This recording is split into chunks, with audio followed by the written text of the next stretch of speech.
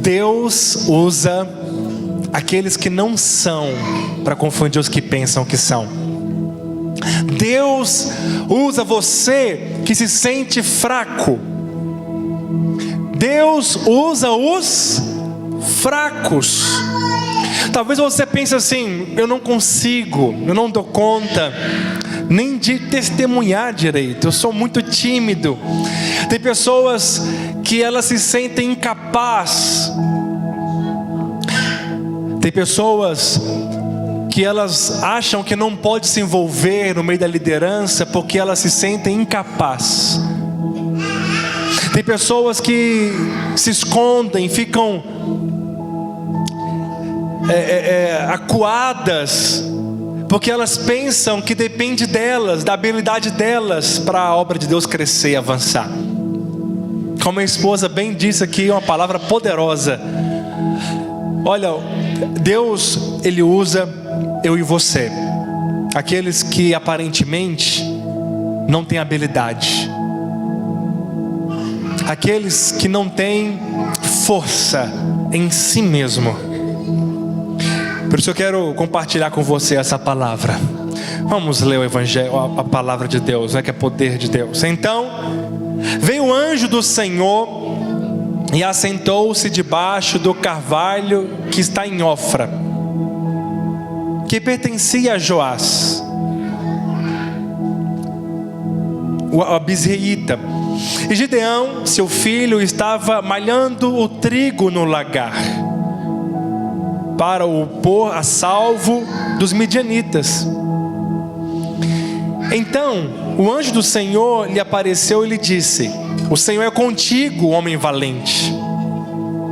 Respondeu-lhe Gideão: ai, Senhor meu, se o Senhor é conosco, por que nos sobreveio tudo isso? E que é feito de todas as suas maravilhas que nossos pais nos contaram, dizendo: não nos fez o Senhor subir do Egito? Porém agora o Senhor nos desamparou e nos entregou nas mãos dos midianitas.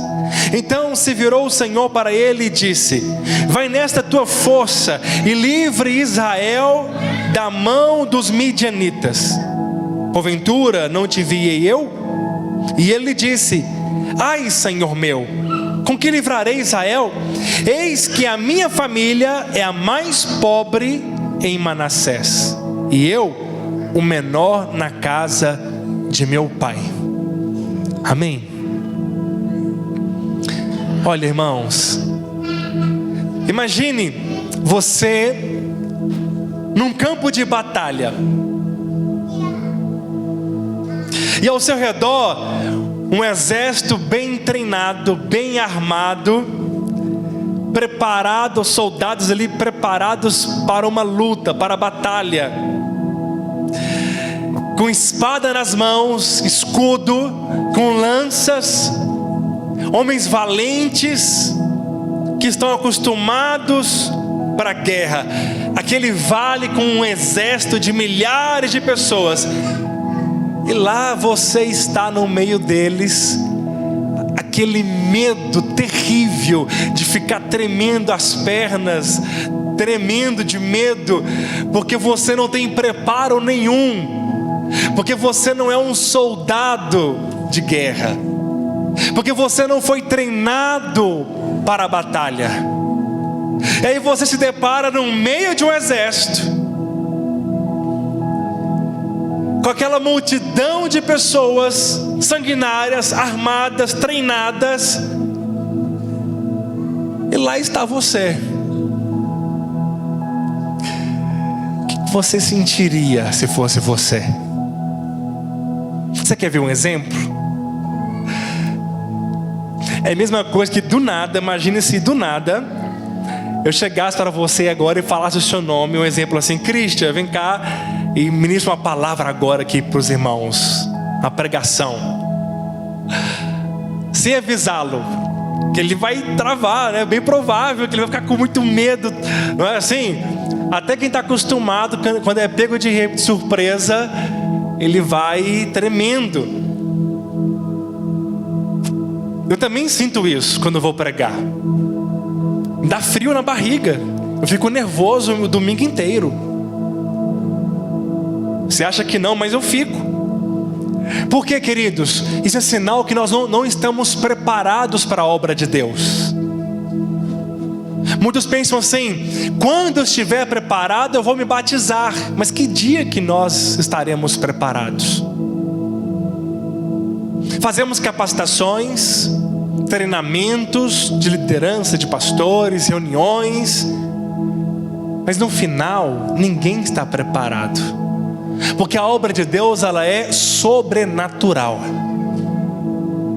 E quando você se sente essa incapacidade, essa fraqueza, é porque Deus está te chamando. Fala para o irmão do seu lado, fala: Deus está chamando você. Gideão era o mais fraco da sua casa. Imagina a sua família inteira. Você é o que tem menos recurso financeiro, é o menos requisitado, é o que tem menos bens materiais, é o mais tímido, é o mais fraco da família. A família dele, de Gideão, era a mais fraca da tribo inteira. E a tribo de Gideão era a menor das 12 tribos. Olha onde Deus tirou Gideão. Das 12 tribos, a tribo dele era a menor. Da tribo dele, a família dele era a menor. E da família dele, ele era o mais fraco. E Deus chama quem? Logo, ele, o improvável. Quantos lembram de Davi, que estava lá escondido, cuidando das ovelhas do seu pai? Era magro, magrinho, era pequeno. Os seus irmãos eram soldados fortes, valentes. Esqueceram dele. Ele mandou chamar: tem mais alguém aqui que eu possa ungir, abençoar? E estava lá: não, tem mais um que está esquecido. Presta bem atenção, você não está esquecido diante de Deus. Essa palavra é para você que se sente fraco, incapaz, insuficiente. Você que acha que não foi treinado bastante. Você que não consegue falar direito. Deus chamou você para essa obra. Ninguém vai dizer amém, não? Não sei se você sabe, eu não conhecia minha esposa, mas eu vou dar testemunho porque ela já deu. Minha esposa era gaga há muitos anos, né? E eu também era. Ainda bem que nós não conhecemos nessa época, senão ia dar problema. 2 gagos conversando antes de nós conhecermos. Mas eu tinha problema com minha dicção, era horrível. Ainda eu faço treinamentos ainda para melhorar. Então, queridos, eu tinha dificuldade de falar. Na época do seminário, eu lembro que eram 23 seminaristas. E eu era tão magrinho, tão tímido. E esses dias um dos pastores falou comigo assim: eu pensei que você ia ser o primeiro a desistir. Desses 23 seminaristas, 3, 4 foram ordenados. 8, 7, 6, né, mais ou menos estão no ministério, como líder, obreiro. Porque os que foram ordenados e os que permaneceram eram os mais fracos da turma, eram os menos improváveis. Então, essa palavra é para você. Deus está chamando você para essa obra, e o poder dele vai aperfeiçoar na sua fraqueza. Quantos podem dizer amém? Primeira coisa, a vitória com Deus é dos que não são. Você talvez olha para você e se sente assim, olha, mas há uma identidade em você. Deus olha e vê você como um leão. Você olha, parece que aquele gatinho inofensível, né, ali indefeso, mas Deus vê você como um homem valente, Olha o que diz Juízes 6:11. Então veio o anjo do Senhor e assentou-se debaixo do carvalho que está em Ofra, que pertencia a Joás, o abisrelita. E Gideão, seu filho, estava malhando trigo no lagar para o pôr a salvo os midianitas. Então o anjo do Senhor lhe apareceu e lhe disse: o Senhor é contigo, homem valente. Olha, irmãos, parece que Deus estava fazendo algum tipo de pegadinha, será? Ele olhava para si, olhava para sua casa, olhava para sua tribo. Ele era o mais fraco. E aí Deus chama ele de homem valente. É assim que Deus vê você. Deus não vê você como alguém que não pode, um fraco. Deus vê você como um homem, uma mulher valente. Aleluia. Você recebeu o poder de Deus, a autoridade sobre a sua vida. Deus vê você como um homem, uma mulher valente, que vai destruir as obras do diabo. Quem crê, diga amém. Deus não vê você como os homens veem. Deus vê a sua identidade. Deus olha para você e vê Jesus. Ele olha para você e vê Cristo nos seus olhos, na sua vida. Ele vê você como alguém que tem poder, autoridade. Deus vê você cheio de unção. Deus olha para nós e Ele diz: você vai longe. Você foi chamado para conquistar. Você foi chamado para ganhar vidas, para fazer história, para marcar pessoas. Vai dizendo amém aí. Deus chamou você para fazer o sobrenatural. Deus chamou você para curar pessoas. Deus chamou você para libertar. Deus chamou você para fazer milagres. Deus chamou você para restaurar casamentos. Deus chamou você para abalar essa cidade. Diga glória a Deus. É assim que Deus nos chamou. É assim que Deus nos vê. Havia dentro no coração de Gideão uma indignação, uma outra característica de quem foi chamado por Deus. Não está aqui anotado, mas o Senhor falou comigo. Deus chama pessoas que estão indignadas com aquilo que o diabo está fazendo. Deus chama pessoas que estão indignadas em ver pessoas indo para o inferno. Deus chama pessoas que estão indignadas com a frieza. Deus chama pessoas indignadas com a passividade. Deus chama pessoas que estão indignadas com a falta de frutos, com falta de crescimento. Se você tem se sentido essa indignação, é sinal que Deus está levantando você nesses dias. É sinal que você é uma voz profética. É sinal que você vai marcar pessoas. Deus está chamando você para sacudir aqueles que estão passivos. Deus está chamando você para mudar a história de pessoas. Vai dizendo amém aí. Deus está chamando você, homem de Deus, líder. Deus está chamando você. Você foi chamado pelo Senhor. Por isso Ele diz: você é homem escolhido. Por que havia uma indignação no coração de Gideão? Toda vez, no tempo da colheita, os midianitas vinham e roubavam a colheita do povo de Deus. Toda vez que era tempo de experimentar, eles trabalhavam muito. Na hora de colher, cadê os frutos? Na hora de romper, parece que não vai. Você está indignado com a falta de frutos? Há uma indignação porque você não está colhendo no seu trabalho, no seu ministério, na sua célula, financeiramente. Eu não sei o que você quer colher hoje. O que você quer experimentar hoje? E quando você olha para tudo isso, o que você sente? Indignação? Eu sinto uma indignação. Eu sinto uma crise. Me consome isso, sabe? É sinal que Deus está levantando essa igreja para colher. É tempo de colher, é tempo de crescer, é tempo de avançar, em nome de Jesus. Respondeu ele então Gideão: ai, Senhor meu, se o Senhor é conosco, por que nos sobreveio tudo isso?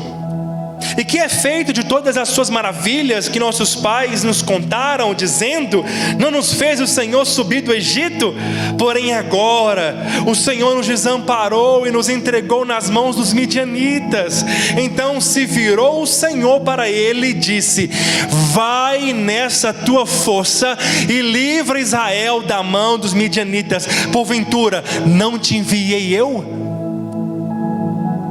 Gideão é como eu e você, que olha para as circunstâncias, para a dificuldade, e às vezes fica com medo, dizendo: será que o Senhor nos abandonou? Será que o Senhor não está vendo o que eu estou passando, o que nós estamos passando? Será que não tem ninguém olhando para nós? Será que tem ninguém olhando para a nossa célula, para a nossa igreja? Porque nós estamos há tanto tempo e parece que nada acontece. O Senhor não ficou com raiva, indignado, bravo com Gideão porque ele disse isso. Chega um tempo que nós estamos fracos, desanimados, e nós às vezes questionamos o Senhor, dizendo: Senhor, por quê? Fazemos perguntas: por que não está acontecendo? Por que eu não vejo ainda como eu gostaria? Você já perguntou para Deus isso? Se você nunca perguntou, porque não tem indignação ainda. Se você nunca falou com Deus dizendo: Senhor, por que não está rompendo? Por que não está avançando? Se você nunca disse isso para Deus, é porque ainda falta indignação. Indignação é o estopim para o avivamento. Indignação é a pólvora para o crescimento. Como estão entendendo isso? E sabe o que o Senhor disse? Vai nessa sua força. Que força que ele tinha? Que força que ele expressava? Qual força que ele estava mostrando? Tinha uma força aparente? Será que tinha algo ali? Era a força física dele? Era a condição financeira? Era a oratória de Gideão? Era a tribo que ele pertencia? Ou era a família da qual ele estava vindo? Era sim ou não? Nós vimos que não. A pergunta é: fala para o seu irmão, qual é a força de Gideão? Pergunte ele, qual é a força de Gideão? O Senhor disse: vai nessa tua. Sabe qual que era a força de Gideão? É saber que ele não podia fazer nada por ele mesmo. Sabe qual que era a força de Gideão? Era a consciência que no braço dele não pode. A sua força é a sua fraqueza. Quando você é fraco é que você é forte. Agora, se eu começo a achar que eu dou conta, olha, presta bem atenção, olha para cá, porque isso aqui vai falar com você. Eu já corri esse risco. Todo líder de célula corre esse risco. O risco de pensar assim: eu vou para a célula, não preciso de ler a palavra de novo, não preciso de orar, estou acostumado a fazer, estou acostumado a falar.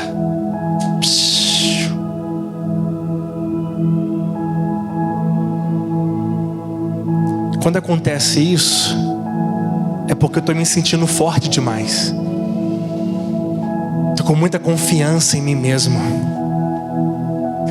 Sabe qual que é o líder que multiplica, que cresce, que avança, que Deus usa? Aquele que ele vai diante de Deus e ora, e fala, e lê, e estuda, e fala: Senhor, eu não consigo, Senhor, eu não posso, Senhor, me usa, se eu não vou dar conta, Senhor, eu preciso ter a palavra no meu coração. Eu não quero chegar e ficar lendo repetidas vezes a palavra. Eu quero que a palavra queime, eu quero que ela saia dentro de mim, Senhor, eu preciso ser usado. E aí ele fica com medo, ele tem esse medo antes, que é saudável, mas esse medo não para ele. Ele sente frio na barriga. Ele ora várias vezes para ministrar a palavra. Ele lê e relê e lê de novo, porque ele não vai confiado na sua oratória. Porque eu estou acostumado a fazer célula, estou acostumado a pregar, estou acostumado a liderar. Eu lidero na empresa, eu lidero no trabalho, eu lidero em vários lugares. Então, na obra de Deus é a mesma coisa. Pastor Wilson colocou um post muito poderoso. Ele disse: ser um excelente chefe quase me levou a ser um pior líder. porque ele era bom demais como patrão, ele entendeu que ele não liderava nada, não sabia liderar gente. Ele falou isso, ele precisou de ajuda, porque não tem nada a ver uma coisa com a outra. Não é porque eu sou talvez um líder na minha empresa, que eu vou ser um líder na minha igreja. Uma coisa é espiritual, outra coisa é natural. Não tem nada a ver. Tem pessoas que são coaches, muito bons, mas quando é no ministério, o Senhor disse: sem mim nada podeis fazer. Ninguém tem nada se do céu não for dado. Como estão entendendo?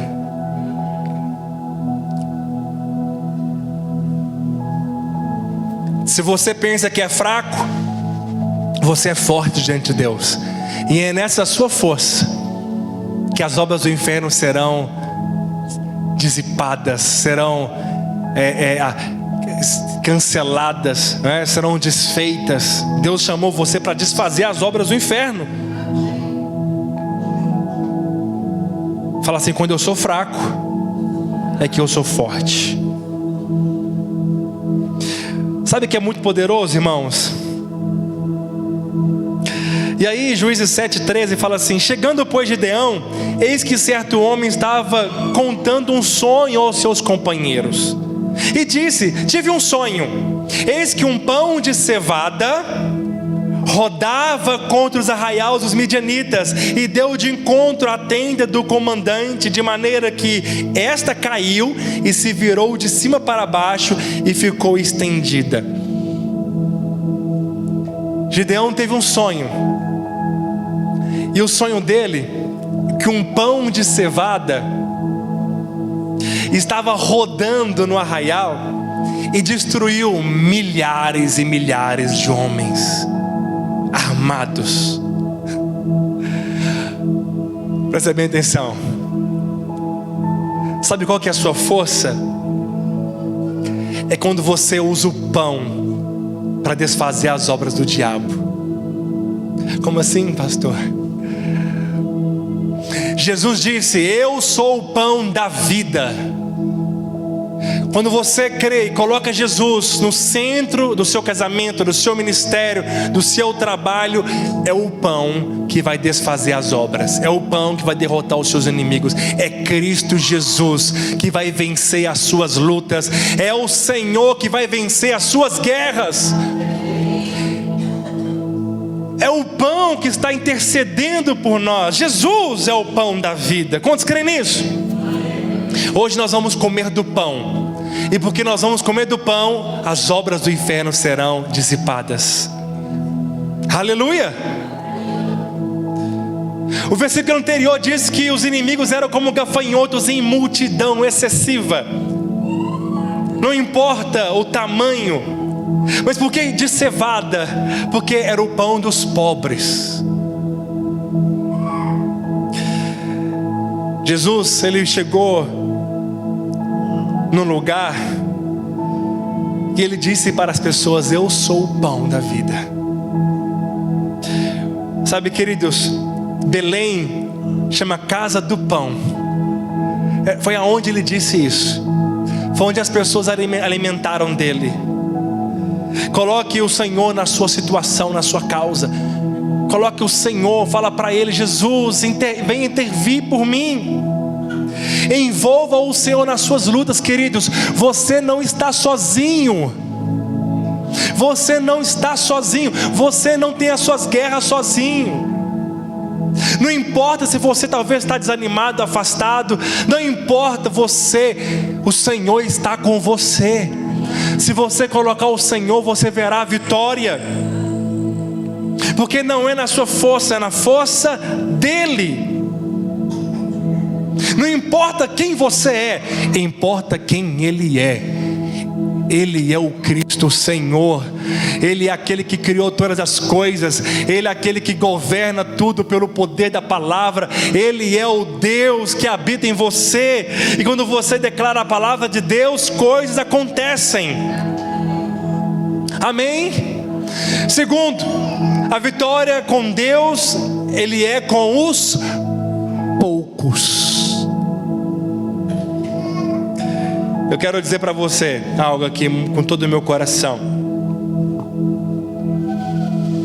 Gideão, ele pensou assim: vamos arrecadar, vamos chamar o máximo de pessoas possíveis. Venha todo mundo, venha a multidão, venha a todos.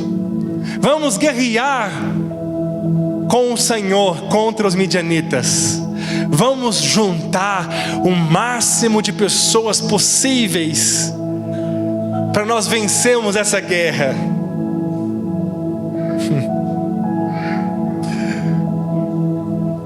E no final, sabe, chegaram 32 mil pessoas. Diga aleluia. 30 mil pessoas que estavam dispostas a guerrear com Gideão.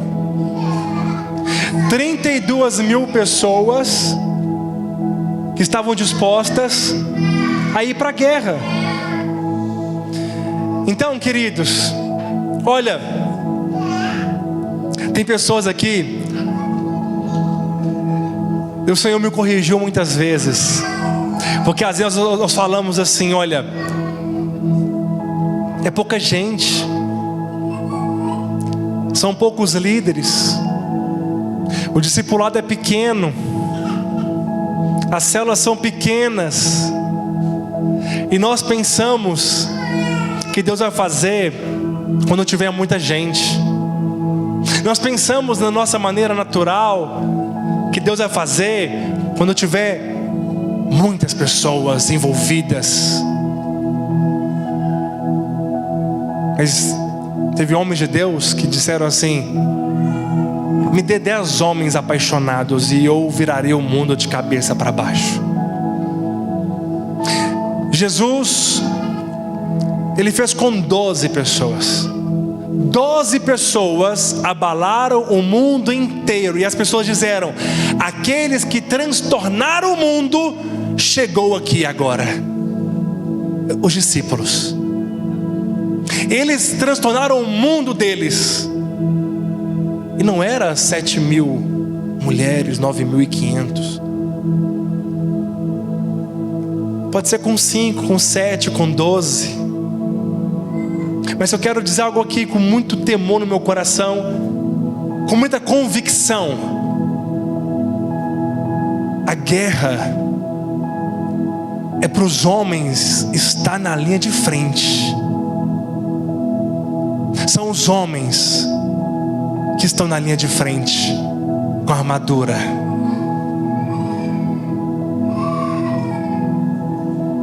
Se só as mulheres forem para guerras, não é a vontade de Deus. Não é de Deus isso.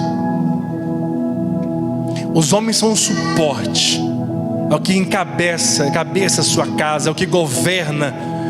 O homem é aquele que sustenta, é que estrutura, que fortalece.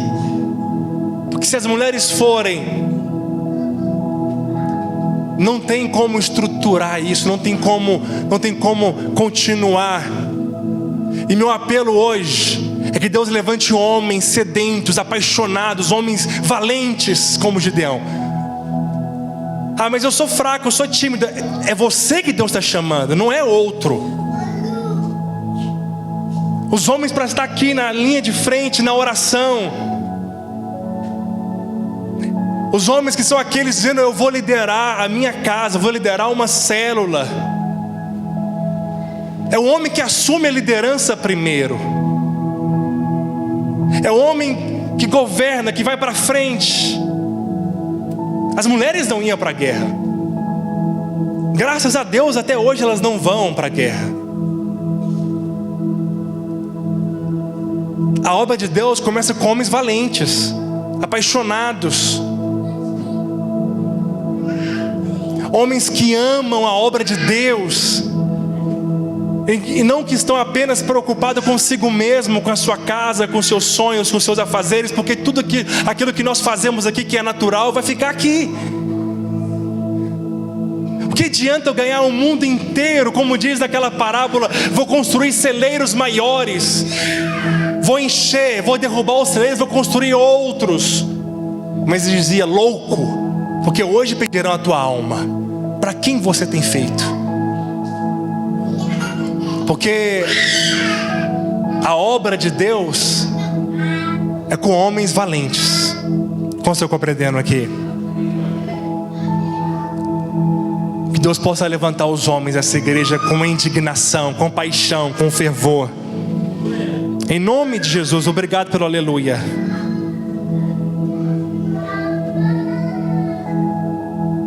E aí Deus falou para ele: Gideão, manda todos que estão acovardados, tímidos, apavorados.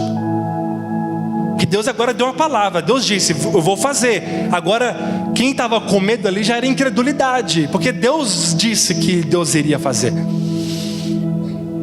E aí dos 32 mil só ficaram 10. 32 mil ficaram 10. Os outros foram para casa. Porque a obra de Deus não é com oba-oba. Eles pensaram que assim, vamos lá, vamos fazer. Mas no dia da luta, no dia da convicção, no dia mal, quem permanece é quem enxergou. Certa vez um pai queria ensinar algo para o seu filho. Pegou uma lebre, pegou um cachorro, ele sentiu o cheiro, ele segurou os dois um pertinho do outro. Ele soltou a lebre, contou até 10, soltou o cachorro saiu latindo e correu em direção a essa lebre, querendo pegar de todo jeito, porque ele viu, ele sentiu o cheiro. Outros cachorros escutaram ele latir e viu o barulho lá na fazenda e começou a correr atrás do cachorro. Falou e juntou mais de 10. Não estou chamando ninguém de cachorro, é só uma parábola. Só um que continuou e pegou a lebre. Por quê? Ele viu, ele sentiu. Os outros foram atrás. Está vendo a multidão? Está vendo acontecer? E vamos. Mas quem viu, permanece. Todos que permaneceram e permanecem até hoje é porque enxergou algo. É porque Deus falou com ele. Eles tiveram uma visão. É a visão que nos faz ficar firmes e alcançar o chamado. Amém? Mas quem não viu, ele desiste. O cansaço o para. Quando ele perde as suas forças, ele para, porque ele não viu. Ele nem sabe por que está correndo, para onde está indo, o que estou fazendo, porque não enxergou. Deus quer alargar a nossa visão, para que nós venhamos enxergar o seu futuro, o nosso futuro. Deus quer abrir os seus olhos, que Ele quer te mostrar aonde você vai estar, aonde Ele vai te colocar. Faça essa oração para Deus. Deus, aonde o Senhor quer me colocar? Aonde eu vou estar daqui 5 anos? Aonde eu estarei daqui 10 anos? E Deus vai te mostrar. Amém? E Deus falou assim: Gideão, tem homens, eu não posso usar toda essa gente não, Gideão. Ele pensou assim: Senhor, é gente insuficiente? Ele pensou que era pouco. O Senhor disse: é gente demais. E se eu fizer com essas tantas pessoas, eles vão pensar que foi na força deles. Israel vai dizer: foi na força do meu braço que a vitória veio. Deus às vezes faz uma selecionada. Deus às vezes seleciona algumas pessoas porque tem carne demais, tem força humana demais. Mas se você escolheu permanecer, é porque você enxergou, você é escolhido, você é chamado. E não é na nossa força. Então Jerubaal, que é Gideão, se levantou de madrugada, e todo o povo que com ele estava se acamparam junto à fonte de Arode, de maneira que o arraial dos midianitas ficaram para o norte, no vale de fronte ao outeiro de Moré. Disse o Senhor a Gideão: é demais o povo que está com você, para eu entregar os midianitas nas suas mãos. Israel poderia se gloriar contra mim, dizendo: a minha própria mão me livrou. E aí o Senhor fez um teste, mandou eles tomar água. O que tem a ver isso, né? Gente, vão tomar água. Imagina, todo mundo cansado, com sede. E aí no meio do deserto apareceu um grande lago. Se tivesse peixe, alguém queria até pescar ali. Diga amém não. Na hora de dizer amém não. Os pescadores ficam, não falam nada agora. Queridos, por quê? Sabe o que eles fizeram? Muitos pulou de cabeça na lagoa. Outros beberam, enfiaram a cabeça assim e bebia água, olhando para baixo ali, sem olhar à sua volta, sem foco, sem atenção.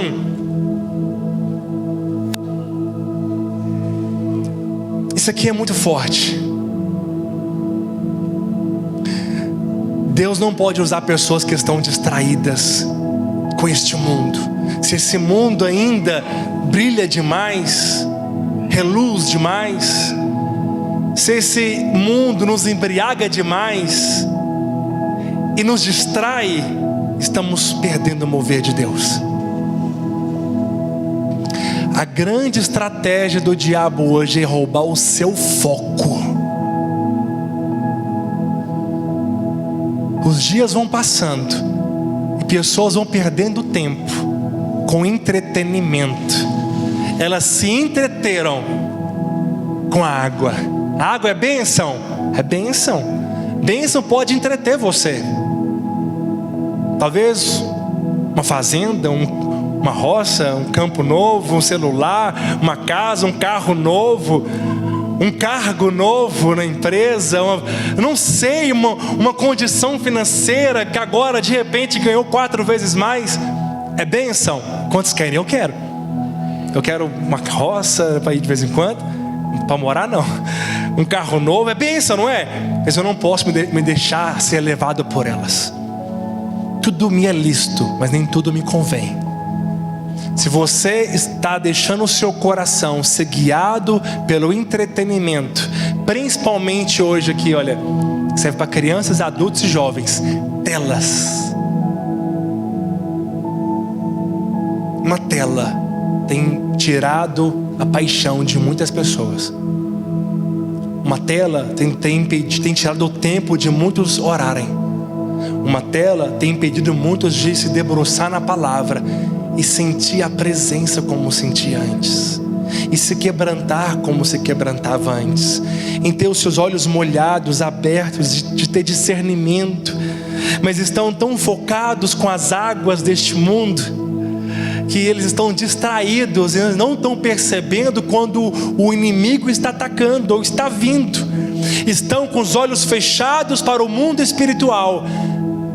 9.700 homens estavam distraídos. É gente demais.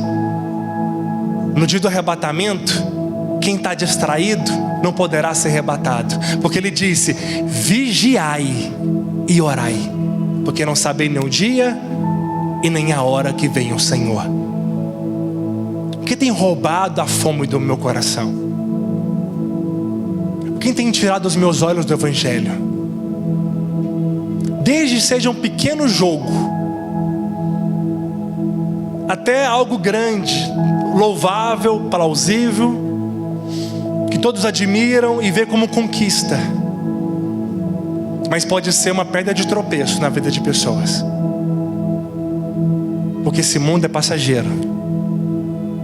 Mas quando nós ganhamos pessoas para Jesus, investimos em gente, é eterno. Quando cuidamos do reino, nosso galardão está garantido. Mas se queremos apenas a recompensa deste mundo, nós teremos, mas a recompensa deste mundo ficará aqui. Não levaremos na sepultura. Não dá para ter uma conta no céu e levar o dinheiro para lá. O tesouro lá é outro.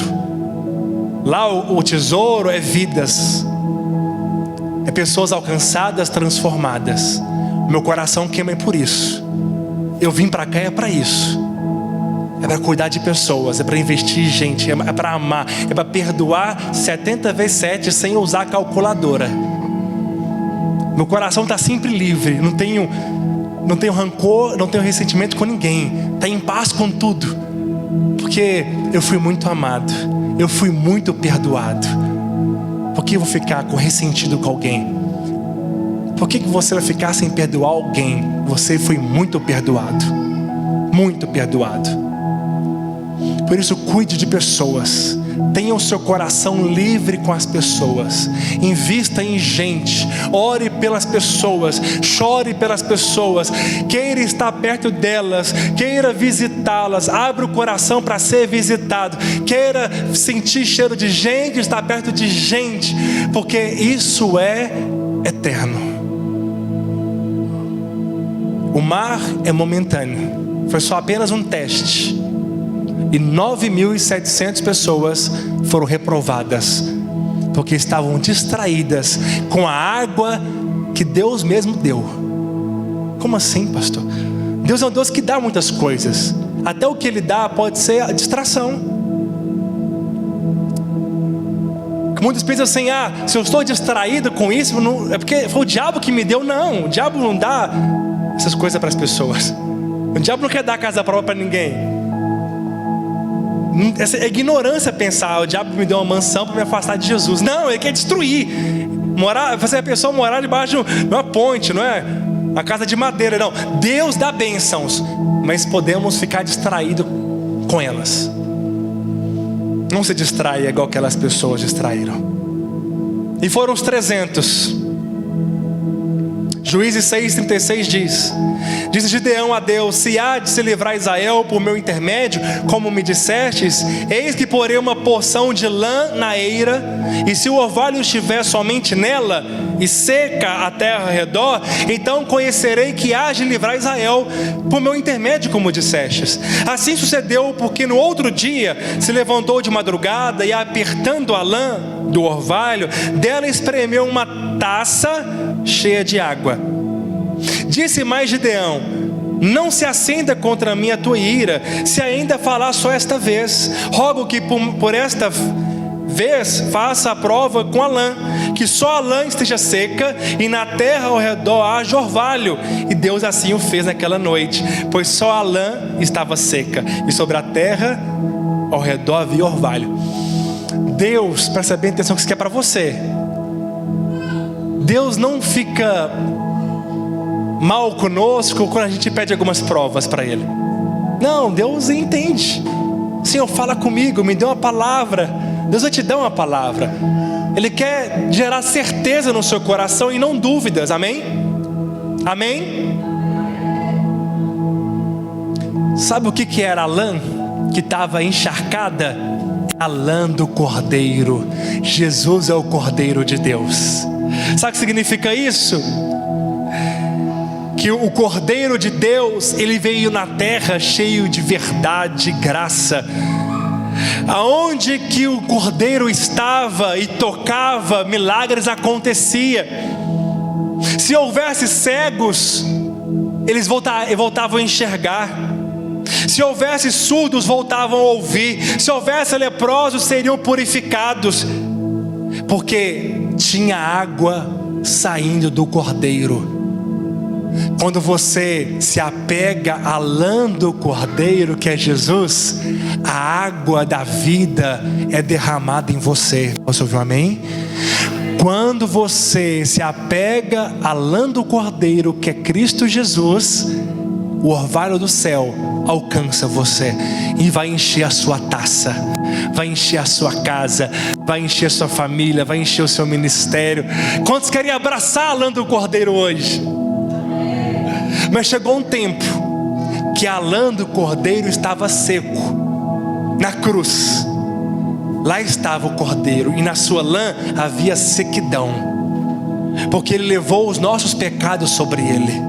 Chegou um tempo que na cruz, a lã do Cordeiro não tinha água, não tinha vida, não tinha esperança, não tinha nada de bom nele, porque Ele levou os nossos pecados. Mas sabe o que foi o resultado? Toda a terra ao redor ficou encharcado com o orvalho, porque um dia na cruz Ele se esvaziou para que nós fôssemos cheios dele. Ele veio cheio de água, de vida, purificando a todos. Se todo ao redor estava seco, Ele saiu purificando as pessoas. Mas teve um tempo que Ele na cruz se esvaziou para que hoje nós fôssemos cheios dele. Quantos estão querendo? Diga amém. Diga aleluia. Esteja debaixo do orvalho dos céus. Esteja debaixo da bênção. E para terminar, terceiro e último, a vitória com Deus é com os vasos quebrados. Sabe quem que Deus usa?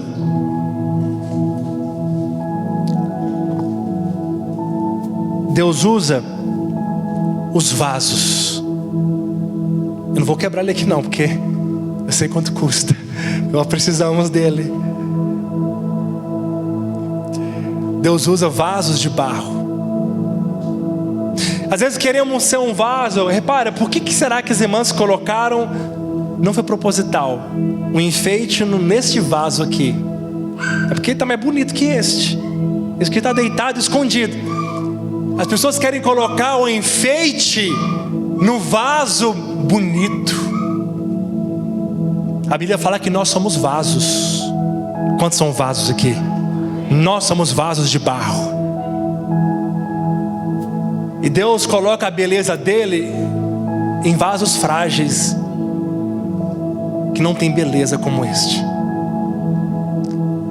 Você na sua casa quer colocar um enfeite no vaso mais bonito, e aí o enfeite briga com o vaso. Não sabe quem que olha, se olha o enfeite, o arranjo, ou se olha o vaso, porque os dois estão brigando, não é? Mas quando você coloca um enfeite lindo, maravilhoso num vaso desprezível, a glória e o elogio não vai para o vaso, vai para o arranjo. O Senhor está dentro de nós e a glória é toda dele. Toda a beleza que nós temos não vem de nós, vem dele. Toda a glória que nós não temos glória, a glória é dele. O louvor é dele. Mas o vaso tem que ser de barro, porque ele, como oleiro, ele nos faz, nos quebra, nos desfaz. Tem vezes na nossa vida que nós nos sentimos quebrados. Pessoas que estão quebrantadas. Sabe quem que Deus usa? Pessoas que choram fácil diante dele. Pessoas quebrantadas. Sabe quem são os quebrantados? Que se arrepende mais fácil.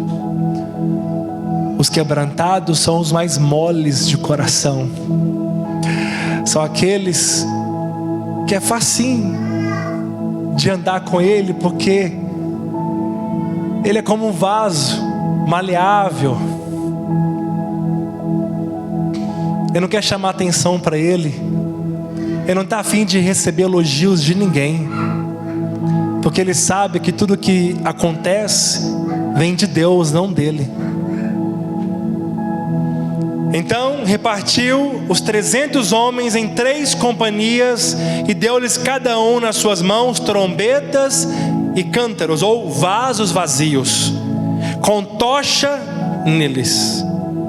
Assim tocaram as 3 companhias e trombetas e despedaçaram os vasos. E segurava na mão esquerda a tocha e na mão direita as trombetas que tocavam. E exclamaram: espada pelo Senhor e por Gideão. E permaneceu cada um no seu lugar ao redor do arraial, que todo deitou a correr e a gritar e a fugir. Para fechar com chave de ouro toda a sua atenção agora, o máximo de atenção, olha bem para cá. Tinha umas tochas. Isso aqui se acender vira uma tocha de fato. Um vaso e um chifre de carneiro, que era a trombeta. Eles acenderam a tocha. Eles quebraram o vaso.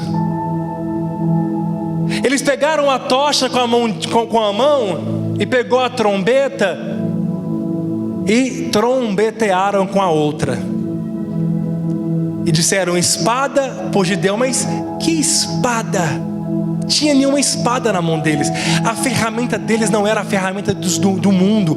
Não é com estratégias mundanas que nós vamos ganhar pessoas para Jesus. Não é com mentalidade natural, nem com talentos naturais apenas, mas é com o poder de Deus junto. Quando você se quebranta, se derrama em oração, você está quebrando você, a sua alma.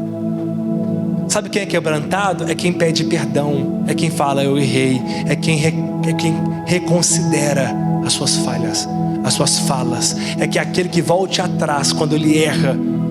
Ele errou, mas ele também volte atrás e fala eu errei. A tocha acesa significa o coração incendiado. Deus usa pessoas quebrantadas e pessoas cheias do fogo. Quando está cheio do fogo aqui? Quantos está cheios do fogo aqui? Tem tocha acesa aí? Tem vaso quebrado aí? Aleluia! Mas e o chifre? O chifre é o carneiro que foi morto, Cristo Jesus. Para tocar a trombeta, o carneiro teve que morrer e ceder o chifre. Cristo foi esse carneiro que morreu. E quando nós pregamos, nós tocamos a trombeta. A combinação da vitória: quebrantamento, fogo no coração e pregação da palavra. Quando acontecem as três coisas, as pessoas saem correndo de medo. Os inimigos são derrotados. O evangelho cresce e avança. Fica de pé em nome de Jesus. Todos os dias, lembre: